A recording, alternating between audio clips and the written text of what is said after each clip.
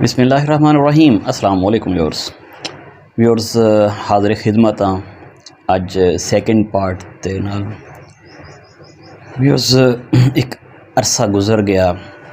वो सरदार जड़ा कबीले दा है सी जिन्हें 3 ऊँट दे के ते एक बच्ची लै ली सी। अल्लाह ताला ने उन्होंने इस अमल च इन्ना सुकून फराहम कर दिता, उन्होंने इन्ना लज्जत पा दी।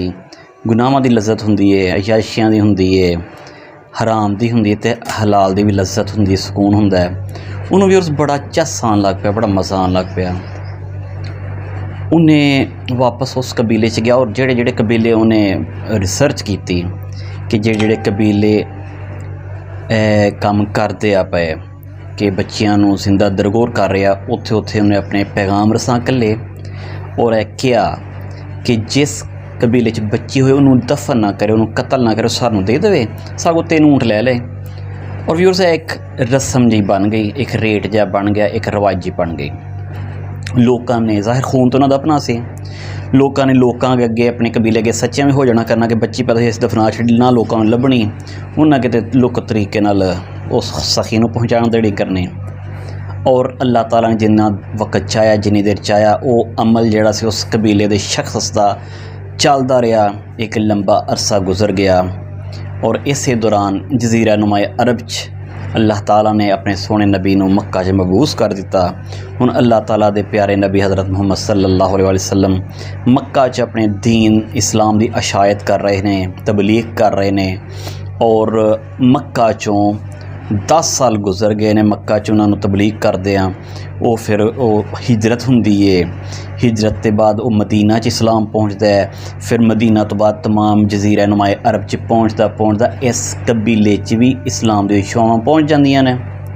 इस बंदे नूं दस्सिया जांदा कि मक्का च एक शख्स है, वो नबी होने का दावा कर रहा, वो अपना इस्लाम नाम का एक मजहब की अशायत कर रहा, तबलीग कर रहा। और वो पॉइंट्स ने, वो हैडलाइनस ने तो भी इस बंदे नूं ही वो इस्लाम के जोड़े तालीमात ने पहुँचिया, इन्हें उन्होंने रिसर्च की, समझ की, दिमाग वाला तो है ही सी कि कबीले का सरदार से कोई इस तरह का आम बंदा थोड़ा नहीं।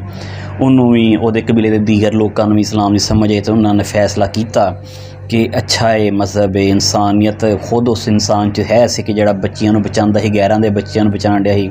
उन्हें अपने वजूद लिए भी चंगा ही सोचना सी। कबीले के सरदार होने के नाते दूसरे लोगों ने मशवरा किया कि वो उत्थे फिर खुद ही फैसला होया कि तुसी जाओ। यह शख्स फिर व्यूअर्स नबी सल्लम की खिदमत हाज़िर होया, अपना तारफ़ कराया। व्यूअर्स इस्लाम तो मजहब सखियां का, इंसानियत दे नाल प्यार करने वाला बंदा होए तो इस्लाम के उत्ते उंज उहदा नाम, उहदा शान ही वखरी हुंदी है। नबी सल्लम नूं उन्हां दस्सिया साथियों ने कि फलाने कबीले का सरदार है, उन्होंने भी अपना तारफ़ कराया। अल्लाह ताला दे नबी ने उन्होंने तबलीग की, इस्लाम पेश किया, उन्होंने उसते कलमा शहादत पढ़ाया, उन्हें कबूल की, बैत होए। नबी सल्लम ने अर्ज़ की उस शख्स ने, उस सखी ने कि अल्लाह दे नबी मैं हुण इस्लाम च दाखिल हो गया, हुण दसो जेड़े मेरे पिछले ज़िंदगी सी उहदे बारे की हुक्म है इस्लाम च। अल्लाह ताला दे नबी ने फरमाया कि जेड़े भी पिछले गुजर गए वो गुजर गए, वो तुहाडे जेड़े अल्लाह ताला ने गलतियां सन, कोताहियां सन, उज़र सन, वो अल्लाह ताला ने माफ़ करते हैं। हुण तुहाडी एक नवीं तख्ती तुहानूं फड़ा दी, तुसीं हुण तो तुहाडा कंसीडर किया जाना है। पुराने जेड़े सन वो साफ़ हो गए। मेरा तो बंदा आंदा है कि अल्लाह ते सोहणे नबी मेरे गुनाह, मेरियां गफलतां, मेरे उज़र सारे जेड़े ने वो तो माफ़ अल्लाह सोहणे ने करते अपनी रहमत नाल। ते जे कोई विच मेरे कोई चंगे भी अमल होणगे तो उहदे बारे की ख्याल है। अल्लाह ताला दे नबी ने दिलचस्पी ली कि दस हाँ मैनू किहड़ा नेक अमल सी तेरा, मैनू ही तो दस। अल्लाह ताला दे नबी नूं उस शख्स ने ना सारा वाक़या सुनाया जिहड़ा मैं तुहानूं पिछली किस्त सुनाया कि अल्लाह ताला दे सोहणे नबी मैं अपने कबीले का बड़ा सरदार, अल्लाह ताला मैनूं हर चीज़ नाल नवाजिया होया सी। तो एक दिन मेरे 2 ऊँट मिसिंग सन, मैं उन्होंने लभदा एक कबीले च पहुँच गया। वो फिर सारा वाक़या नबी सल्लम नूं सुनाया। अल्लाह ताला दा सोहना नबी जिन्हों अल्लाह ताला खुद कहता है कि बिल मोमिनीन रऊफ़ुर रहीम, कि मेरे सोने नबी तू तो मोमना लई रऊफ़ुर रहीम है। वो तो व्यूअर्स सुनी कहानी उस सखी दी किस तरह लोग अपनियां बच्चियां उन्होंने भी पता सी, पर इस शख्स ने किस तरह रोक की। अल्लाह ताला सोहना नबी कहानी सुनी जाए, वाक़या सुनी तो रोई जाए, दाढ़ी तर हो गई। ਤੇ ਬੜੇ ਹੀ ਪਿਆਰ ਨਾਲ ਤੇ ਬੜੀ ਇੱਜ਼ਤ ਦੀ ਨਿਗਾਹ ਨਾਲ ਉਸ ਸਰਦਾਰ ਨੂੰ ਵੇਖਿਆ ਕਿ ਕਿੱਡਾ ਸੋਹਣਾ ਅੱਲਾਹ ਤਾਲਾ ਨੇ ਤੇਰੇ ਕੋਲ ਕੰਮ ਲਿਆ ਕਿ ਤੇਰੇ ਪਹਿਲੇ ਊਂਟ ਮਿਸ ਕੀਤੇ, ਤੈਨੂੰ ਉਸ ਕਬੀਲੇ 'ਚ ਪਹੁੰਚਾਇਆ ਔਰ ਤੇਰੇ ਲਈ ਏਡੀ ਵੱਡੀ ਨੇਕੀ ਤੇਰੇ ਲਈ ਉਹਨਾਂ ਰੱਖੀ ਹੋਈ ਸੀ ਸੰਭਾਲ ਕੇ। ਤੇ ਰਹੀ ਗੱਲ ਕਿ ਤੇਰੇ ਜਿਹੜੇ ਪਿਛਲੇ ਅਮਲ, ਇਸ ਅਮਲ ਨਾਲ ਅੱਛਾ ਕਿਹੜਾ ਕਿਸੇ ਦਾ ਅਮਲ ਹੋ ਸਕਦਾ ਹੈ। ਸੋਹਣੇ ਸਰਦਾਰ ਸਾਹਿਬ, ਅੱਲਾਹ ਤਾਲਾ ਨੇ ਤੁਹਾਡੇ ਉਹ ਨੇਕੀ ਦੀ ਵਜ੍ਹਾ ਤੋਂ ਸ਼ਾਇਦ ਤੁਹਾਨੂੰ ਆਪਣੇ ਪਸੰਦੀਦਾ ਮਜ਼ਹਬ 'ਚ ਦਾਖਲ ਕਰ ਦਿੱਤਾ ਹੈ ਕਿ ਅੱਲਾਹ ਦੇ ਨਜ਼ਦੀਕ ਤਾਂ ਇਨ ਦੀਨ ਇੰਦ ਅੱਲਾਹਿਲ ਇਸਲਾਮ ਹੀ ਹੈ। ਤੇ ਵੀ ਉਸ ਅੱਲਾਹ ਤਾਲਾ ਦੇ ਸੋਹਣੇ ਨਬੀ ਨੂੰ ਉਹਨਾਂ ਨੂੰ ਸੁਰਾਇਆ ਔਰ ਦੱਸਿਆ ਹੋਣਾ ਹੈ ਕਿ ਜਿਹੜੇ ਵੀ ਨੇਕ ਅਮਲ ਕਰਦਾ ਇਨਸਾਨ ਉਹਨੂੰ ਦੁਨੀਆ 'ਚ ਵੀ ਮਿਲਦਾ, ਉਹਦਾ ਅਜਾ ਤੇ ਆਖਰਤ 'ਚ ਮਿਲਦਾ ਹੈ। ਵੀ ਉਸ ਹੁਣ ਵਕਤ ਹੈ ਉਸ ਬੰਦੇ ਦਾ, ਉਸ ਕਬੀਲੇ ਦੇ ਸਰਦਾਰ ਦਾ, ਤਾਰਫ ਦਾ।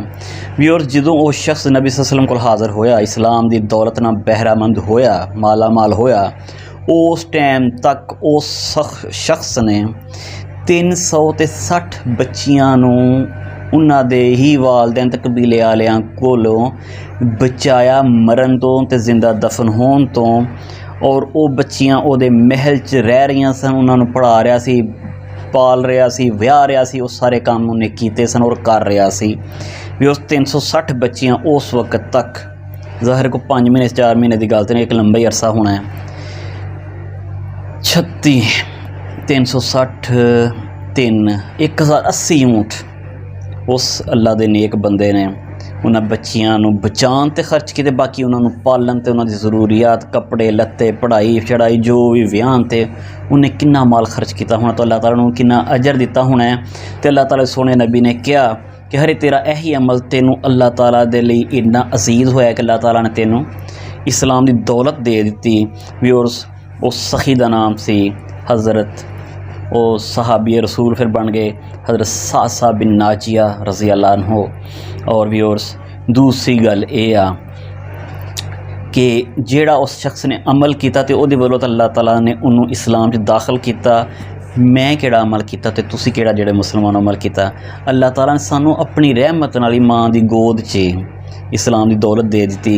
अल्लाह ताला सानू तौफीक और हदायत भी देवे कि असी अल्लाह ताला सोने रस्ते ते नबी सल्लल्लाहु अलैहि वसल्लम सोनी तालीमात अमल करने वाले बनिए। अल्लाह ताला ताड़ा भी और मेरा भी हामी नासर होए। ताहिर मनीर नूं इजाज़त दिओ। अल्लाह ताला ताड़ा हामी नासर होए। अल्लाह हाफिज़।